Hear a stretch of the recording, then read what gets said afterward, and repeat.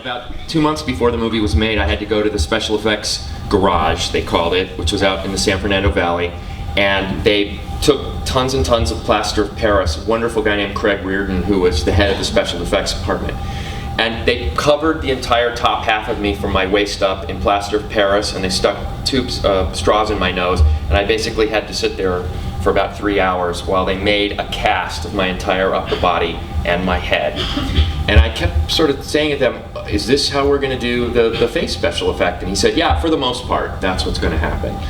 And then they took snips of, they cut some of my hair off, and they took that away too. And months later, when we were on set and they said we're going to shoot the scene, I showed up and there was this amazing dummy that looked exactly like me. The wig cost $20,000 at the time, which, you know, that was 30 years ago, so you can imagine. And it was real human hair, and they combed it exactly to look like me. And what they had done was they filled the insides of the cheeks with something that they had sort of stuck in a freezer for a while. It was blood sort of stuff, and they had guys on either side of the camera with blow dryers, so that when the pieces of the face started coming off, they would aim the hot air at from the blow dryers on the stuff to make it melt in big chunks and to pop off. So they explained all to us in advance how that was all going to work.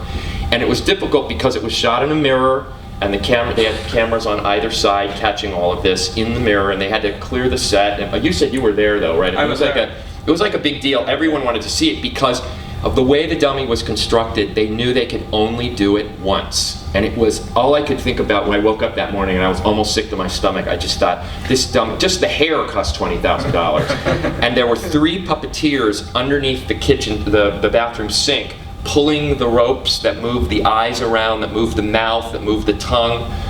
And I got there that day, and it had been really complicated because that whole sequence took forever, because I had 5 different lights coming in. There was a light coming in through the kitchen window. There was a light from the refrigerator.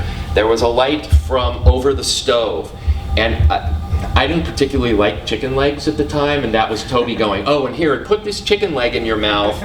And oh, and then there was this steak, and they had a real steak, and then they had a prop steak, because the prop steak had to do a trick later on. And we were all in this kitchen in a dark kitchen with certain lights coming through the window, and one camera guy, and Toby was on one side, and Stephen was there as well.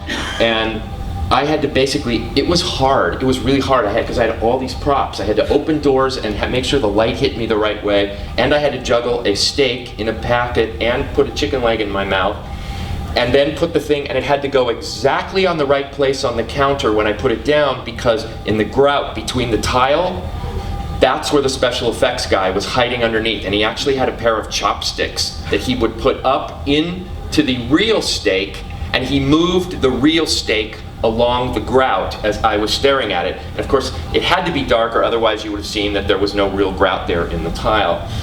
And so I finally got the thing on there, and then they had this prop chicken leg that would actually fall out of my mouth, and then they had what, you know, like on movies they have animal wranglers, they have child wranglers, they have animal wranglers. They actually had a maggot wrangler. They were real maggots. When you see that shot of the chicken leg on the floor and all those horrible little things running around, those were actually real maggots. And we had to be really careful because they're animals, and we weren't allowed to step on them or hurt them or kill them or crush them. So to put all that together, it was really difficult, and I was nervous about that. It ended up taking 46 takes because of the lighting, because of the sound equipment. Something would always get in the way. The light would go out. The chicken would fall in the wrong place. We almost stepped on a maggot. One of the maggot guy yelled "cut" once. He was so concerned about not crushing those maggots. And finally, we did it, and we got everything right. And Stephen was like, "Okay, pal, it only took 46 takes." And I was like, "At least you got it." And he said, "Okay, now we got to move into the bathroom." And all I could think of was like, oh no, this really like $100,000 prop that they've made. And I finally turned to Toby and I said, I have an idea. Let's ask Stephen to do it. And Toby was like, okay, that's a great idea.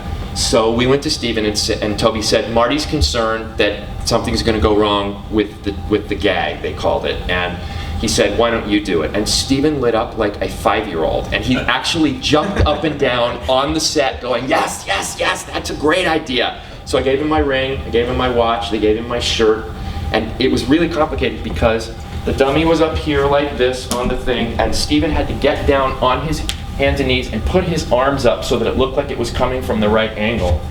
And when they said action, they could only do it once. Everybody was just frozen because that was it. And they turned on the blow dryers, and they had the special effects guys underneath with the thing, and Toby said, action, and they started doing it, and Steven went crazy. And what you see in the movie, that's him. He's like pulling clumps of flesh off and throwing them in the sink and pulling it, and when they yelled cut, everybody just held their breath, and they ran over. I think by then we had playback machines, and they said, we need to look at the playback, and it was perfect. And thank God it was, because that thing they had made was a mess by the end of it. Pieces were hanging off, and Steven was high-fiving everybody, and we were all really relieved. But what happened was 3 months later they called me. I was in a play at the time, and I had like a shaved haircut, and you've all seen the pictures. I have really long hair in the movie, and they called me and they said, oh, we're missing some film. It goes too fast from regular you looking in the mirror to the dummy. So I had to go back to MGM, and they put a giant prosthetic on my face that they filled with stage blood. And so that I had to sort of start tearing at that very slowly. It took 3.5 hours just to put this thing on to match it perfectly, and the blood kept sort of leaking down, and they only had 3 shirts. And we got all the way down to the set, and the producer, Frank Marshall, was actually directing that insert that day.